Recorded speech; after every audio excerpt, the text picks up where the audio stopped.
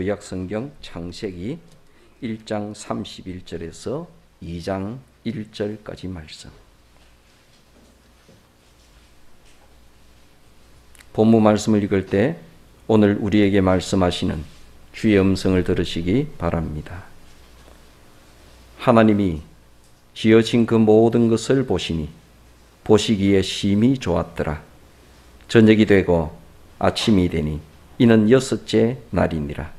천지와 만물이 다 이루어지니라. 아멘.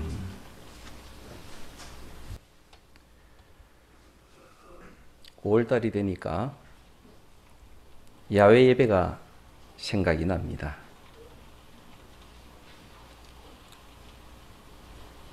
요즘 근래에 우리가 야외 예배를 갈 때는 주로 학교를 빌려서 그렇게 갔습니다.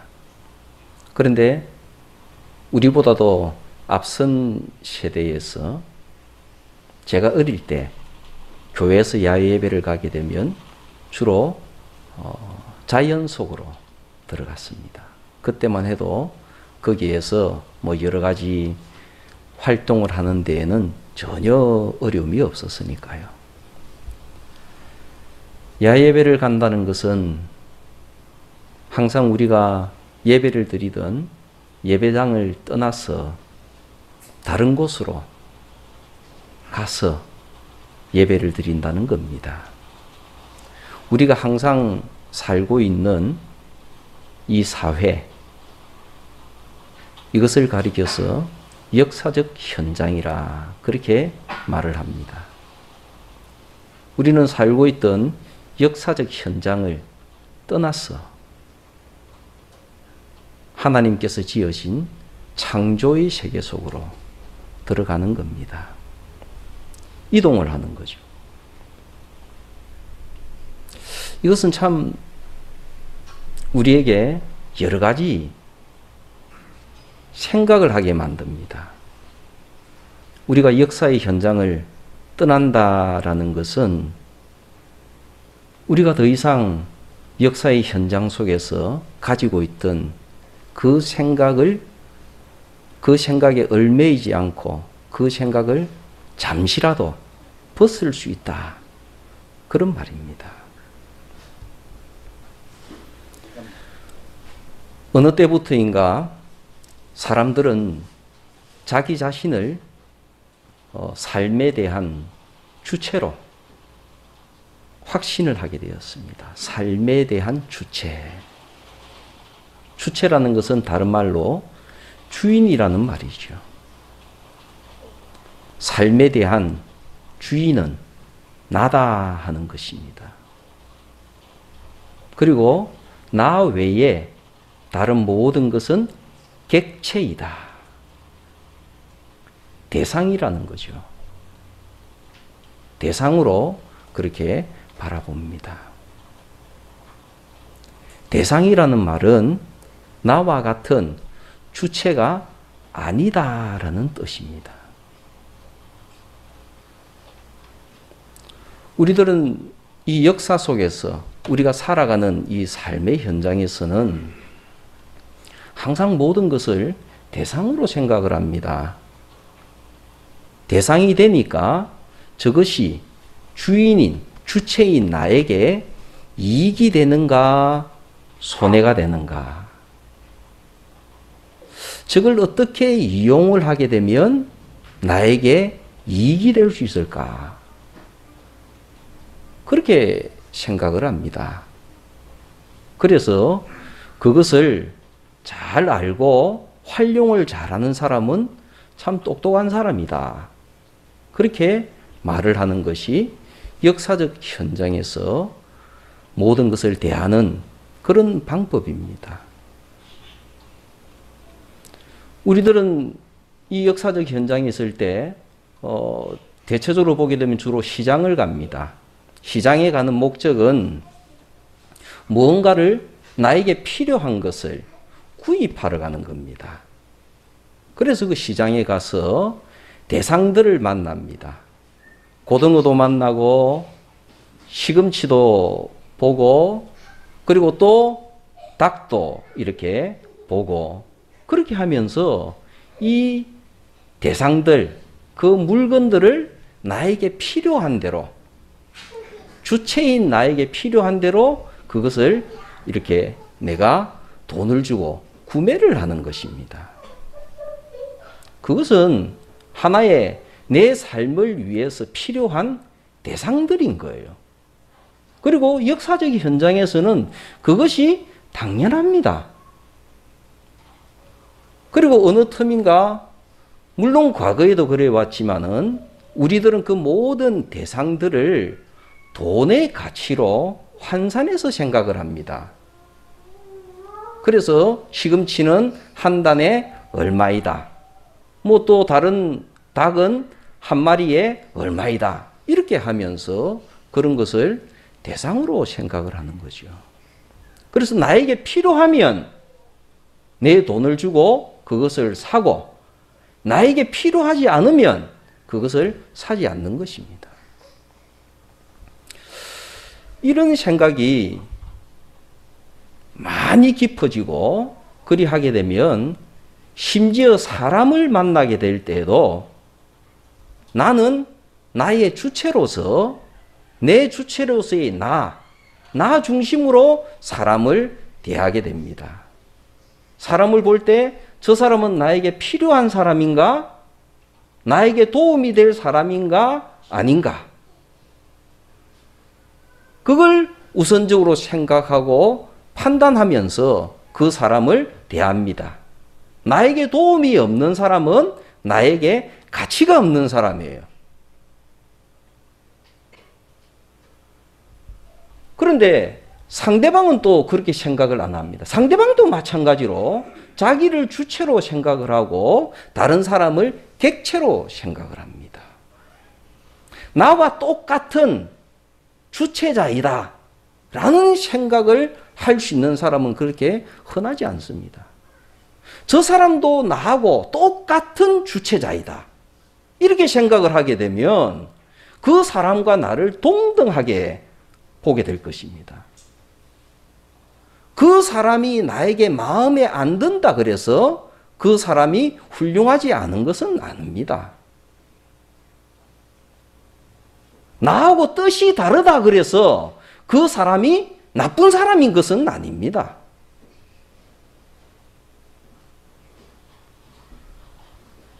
사람이 이 자기 자신을 주체로 생각하는 이 생각에 깊이 빠져 있게 되면 이 세상의 주체는 자기밖에 없고 나머지는 나하고 똑같은 주체의식을 가진 사람으로 잘 보지를 않고 나에게 필요한 객체로 그 사람을 바라봅니다. 대상으로 바라보고 내 삶의 유익을 위한 도구로 그렇게 바라보는 것입니다. 그러다가 내가 다른 나라로 여행을 떠나게 됩니다. 여행을 가게 되면 거기서 상당히 낯선 것을 경험합니다. 우리나라에서는 내가 있는 지역에서는 내가 어디를 가도 내가 주체로서 이렇게 큰 소리 칠 수 있는데 내가 언어도 잘 못하고 그 지역도 잘 모르고 그 모든 것이 익숙하지 않은 장소로 가게 되면 내 마음대로 뭔가를 할 수가 없습니다. 내가 주체로서 나 자신을 당당하게 내세우면서 다른 모든 사람을, 주변에 있는 사람을 객체로 바라보고 살아가던 그 모습 가지고는 거기서 살아가기가 힘듭니다. 그래서 외국에 가면 사람들이 대체적으로 착해집니다.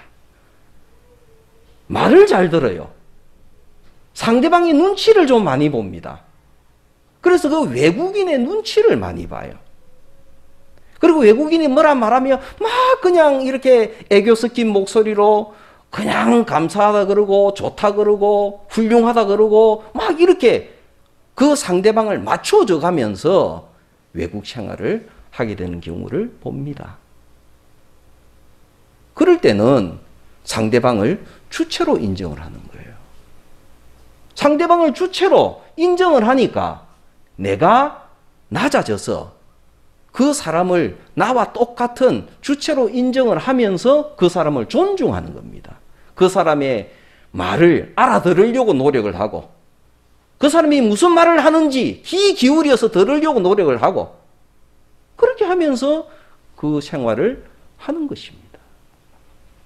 그런데 그렇게 살다가 다시 우리의 역사적인 현장, 거제도로 돌아오게 되면 이 거제도에서 내가 모르는 게 어디 있습니까? 거제도 물건값도 잘 알죠. 지리도 잘 알죠. 모든 걸 잘 압니다. 그러니까 여기에서는 외국에 있을 때처럼 상대방이 뭐라고 말을 하는지 막 귀를 기울여 듣거나 그런 생활이 잘 안 됩니다. 내가 중심이 돼가지고 내 생각이 안 맞으면 대번에 표현을 해버리고 그리고 또 내 생각에 잘 맞춰주는 사람은 좋은 사람이 되고 그렇게 살아가는 겁니다. 왜 이렇게 야외 예배 얘기를 하다가 장황한 얘기를 합니까? 우리는 야외에 가게 되면 하나님께서 창조하신 것들을 만납니다. 풀도 만나고 물론 그 풀 가운데서 채소도 있겠죠. 먹을 수 있는 풀도 있으니까. 그리고 또 공중에 날아다니는 새도 보고 그리고 짐승도 보고 열매도 보고 그렇게 봅니다. 우리가 역사적 현장에 있을 때에는 그 모든 풀이나 짐승이나 새나 이런 것은 내가 필요한 대로 내 마음대로 쓸 수 있는 도구에 불과합니다.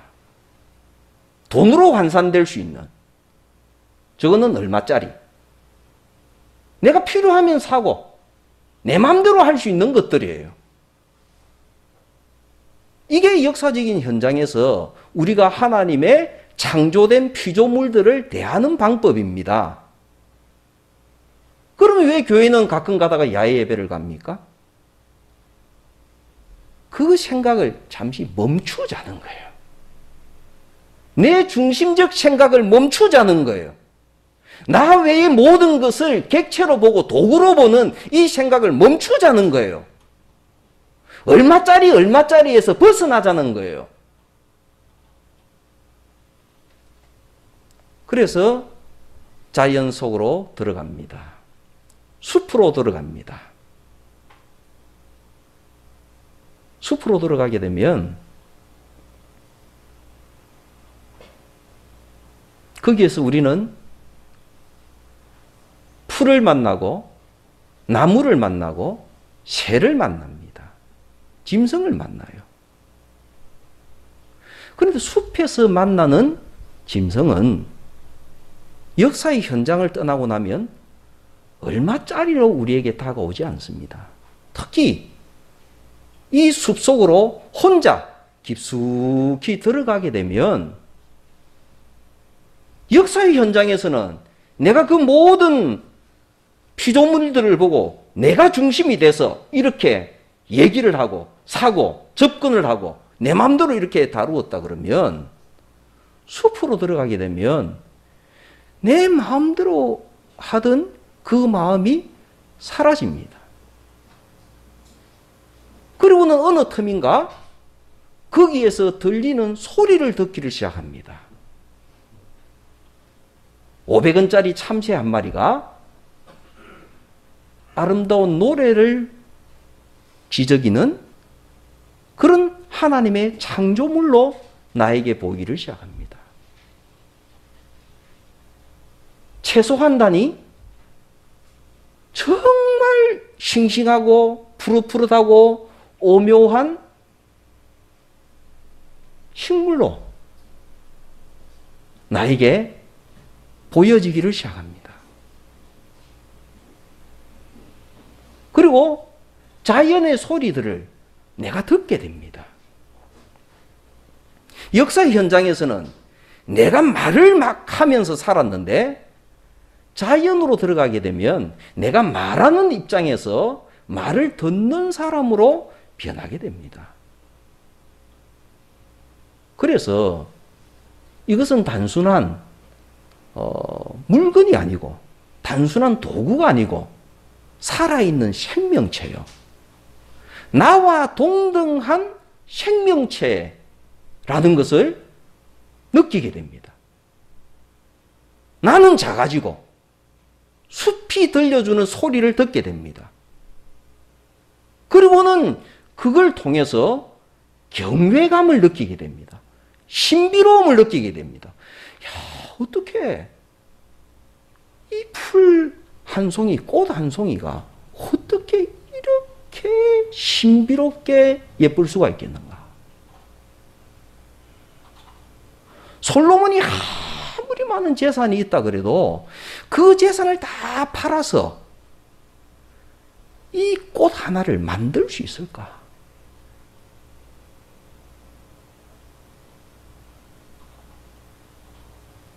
그러한 신비로움을 느끼게 됩니다.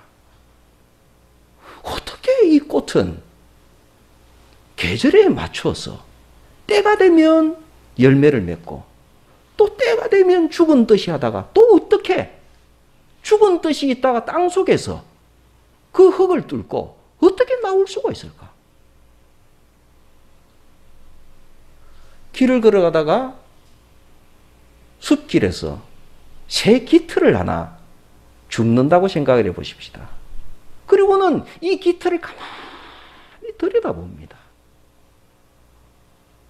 어떻게 이렇게 기가 막히게 깃털이 만들어졌을까?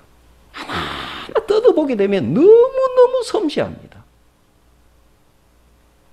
500원짜리가 아니라고요. 너무너무 섬세하게. 야, 어떻게 이렇게 깃털이 기가 막히게 이렇게 만들어질 수 있을까?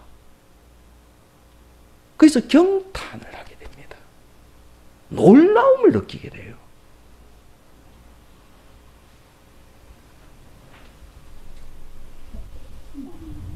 물건에서 존재자로 변하는 겁니다. 그래서 어떤 사람 말을 하기를 숲은 그냥 숲이 아니라 존재의 숲이다. 역사의 현장에서 숲을 바라보게 되면 저 나무는 한 평당 얼마짜리? 이렇게 얘기를 하는 게 존재의 숲이고 땔감으로 소나무 나무 하나는 얼마? 이런 것으로 보다가 존재의 숲으로 들어가게 되면 물건이 아니라 그것이 존재자로 다가오는 겁니다. 생명을 가진 나와 동등한 존재자. 그런 존재자로서의 존재자의 숲을 만나게 되는 겁니다. 그리고 그 속에서 존재자의 소리를 듣게 되는 겁니다.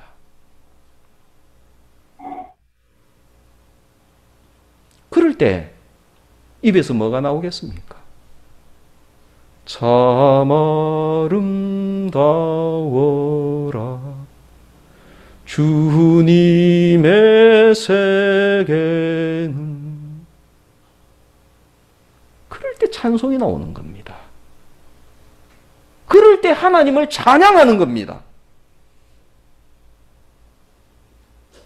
성도 여러분, 이 역사 현장 속에만 매몰되어져 있으면 진정한 의미의 찬양이 나오지 않습니다. 인류의 역사가 과거부터 사람 우리 자신을 주체로 생각을 해온 건 아닙니다. 고대에 가게 되면 사람이 주인이다.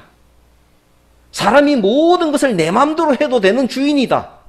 이 지구상에 있는 모든 것은 우리 사람들이 마음대로 난도질해도 되는 그런 것이다 라고 생각을 안 했습니다.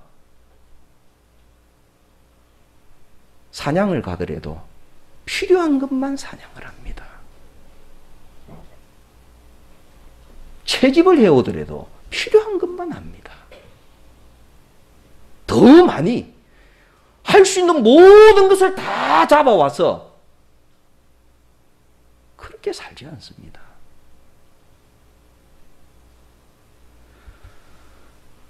이런 존재자들을 바라보면서 단지 그렇게는 했습니다. 이게 본질이 뭘까? 이것의 본질이 뭘까? 거기에 대한 궁금증을 가지고 연구는 했습니다. 그러나 사람이 주인이라고 생각 안 했습니다. 중세시대 때는 더 했습니다. 중세시대 때는 주인이 뚜렷했으니까요. 모든 것의 천지만물의 주인은 하나님이시다. 하나님이 꽃의 주인이고 하나님이 짐승의 주인이고 하나님이 사람의 주인이시다. 이것이 명백했습니다. 그래서 사람 스스로가 주인이라고 생각을 안 했습니다.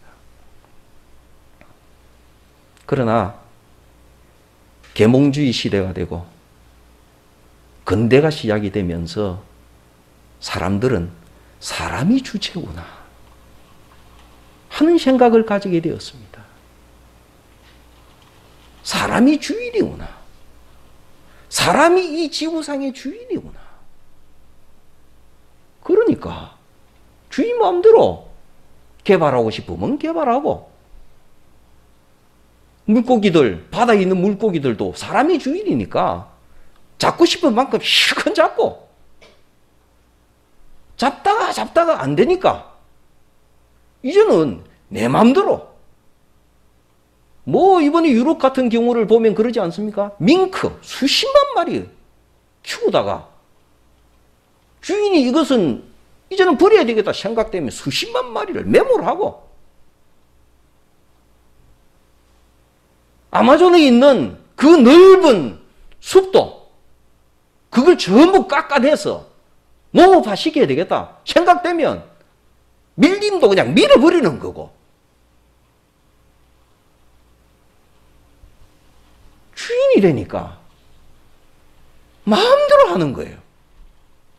할 수 있는 대로. 사람이 주인이 된 결과가 뭡니까? 오늘날 기후 문제가 얼마나 심각합니까? 코로나가 한참 번졌을 때 유럽 사람들에게 조사를 해봤답니다. 현재 지구상에서 가장 심각한 문제가 뭐냐? 그럴 때 1번이 코로나가 아니었습니다. 가장 심각한 문제는 기후 문제라 그랬습니다. 기후 문제. 그리고 환경오염 문제. 얼마나 심각합니까? 어떤 사람들은 지금 소금 사재기 많이 하죠. 어떤 나라에서 바닥에 오염되는 물질을 버린다고 하니까 환경오염의 문제. 자기가 주체로서 그걸 버리겠다는데.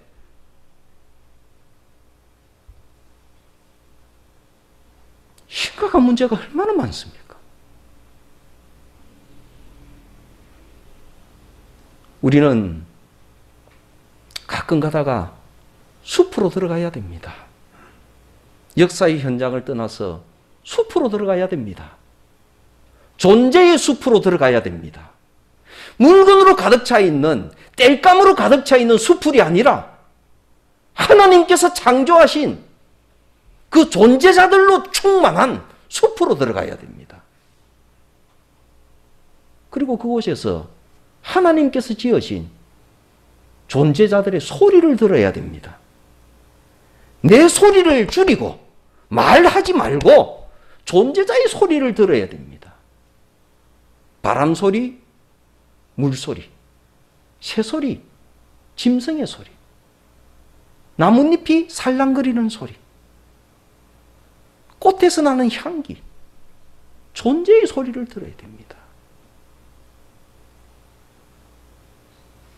그래야지 우리는 내가 하나님께서 지으신 이 역사의 현장에서 어떻게 살 수 있는가 길을 발견할 것입니다. 그리고 돌아옵니다. 역사의 현장으로. 그리고 돌아와서 이 역사적인 현장을 어떻게 살아가게 될 것인가를 결단하고 고민을 하게 됩니다. 파괴가 아니라 보호를 할 것이고 보존을 하게 될 것입니다.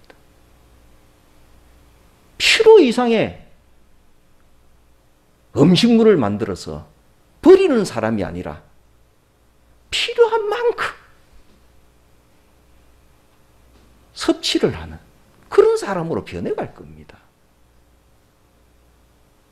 할 수 있으면 쓰레기를 만들지 않는 사람으로 변해갈 겁니다.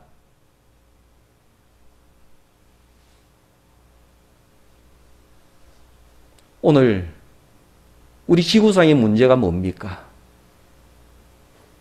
사람이 주인이 된 게 문제입니다. 그 질병을 고칠 수 있는 길이 뭡니까? 존재의 숲으로 들어가는 겁니다. 그리고 그곳에서 하나님께서 지으신 창조물들을 통해 하나님을 발견하는 겁니다. 그 속에서 하나님을 경험하는 겁니다. 그리고 그 속에서 하나님을 찬양하는 겁니다. 나도 하나님의 창조물임을 고백하는 겁니다. 내가 주인이 아님을 고백하는 겁니다. 그리고 숲에서 나와서 우리 역사의 현장으로 돌아오는 겁니다. 그리고 그곳에서 나는 하나님의 창조물로 내 시대를 어떻게 살아가야 될 것인가를 고민하는 겁니다. 결단하는 것입니다. 코로나로 인해서 야외 예배를 가지는 못하지만 이번 한 주간 여러분들은 시간을 내서 존재의 숲으로 나들이를 가시기 바랍니다. 할 수 있으면 혼자서요. 숲속에서 다른 사람과 얘기하지 말고 너무너무 바빠서 존재의 숲으로 들어가지 못하면 홀로 걸어가면서 하늘을 바라보고 홀로 조용한 바닷가로 나가서 바다를 가만히 바라보고 그것마저도 여유가 없으면 길가에 있는 풀 한 손, 꽃 한 송이, 나무 한 그루 그것을 가만히 바라보고 그 존재의 소리를 들어보시기 바랍니다. 이번 한 주간 지내시면서 여러분들의 가슴 속에 참 아름다워라 찬송이 나오게 되는 그런 은총의 한 주간 되시기를 바랍니다.